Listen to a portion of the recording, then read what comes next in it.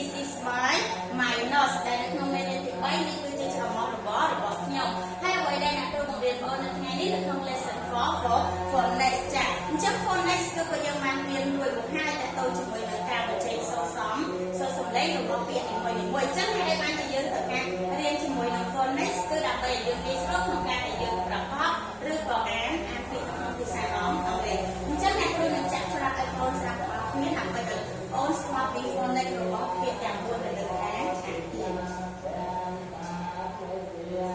Listening 38. Listen and point. Letter I. Ink. Letter J. Jelly. Jelly. Letter K. Kite. Letter L. Lion. Letter K.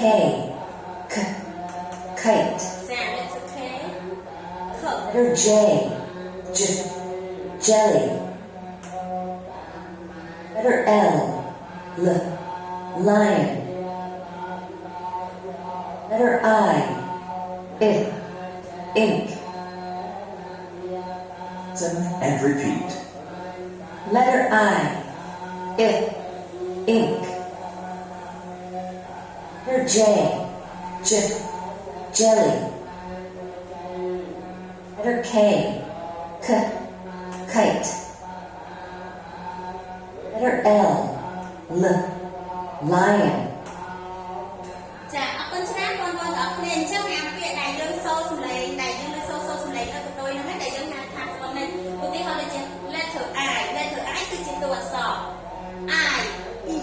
អញ្ចឹងអា E ហ្នឹងហើយគឺយើងហៅថាជា phonics តែ letter I phonics របស់វា E យើងហៅពាក្យ ink ចា letter J តួអក្សរ J ដល់ពេល គឺជា phonics ចាតែយើងបាន jelly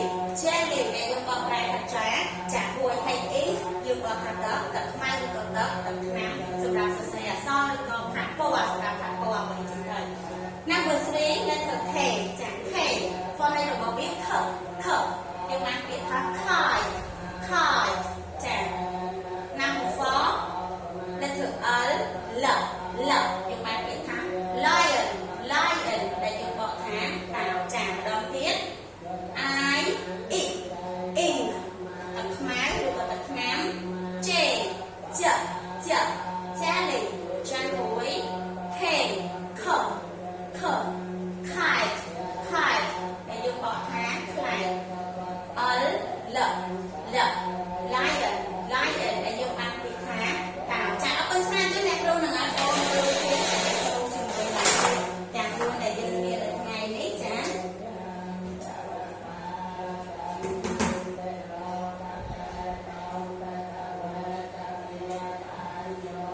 ចាអញ្ចឹងពាក្យទី1របស់យើងគឺ ink របស់យើងគឺទឹកខ្មៅចានេះគឺជារូបភាពទឹកខ្មៅដែលទឹកខ្មៅឬក៏ទឹកថ្នាំនេះគឺយើងប្រើសម្រាប់ខាងពណ៌ឬក៏អាចជាសរសេរទម្រង់អក្សរផ្សេងបានដូចគ្នាបន្ទាប់មក jelly គឺជាប្រភេទចាហួយចាហួយបងប្អូនក៏ជាធ្លាប់ញ៉ាំហើយចាហួយដែលមានអើយមកទឹកមកខ្វក់500អីហ្នឹងតមកទៀត kite ដែលយើងបករូបជាភាសាខ្មែរថាខ្លែងចា and the last one lion ដែលយើងបកថាជាតាចាអរគុណច្រើនបងប្អូនទាំងអស់គ្នាអ្នក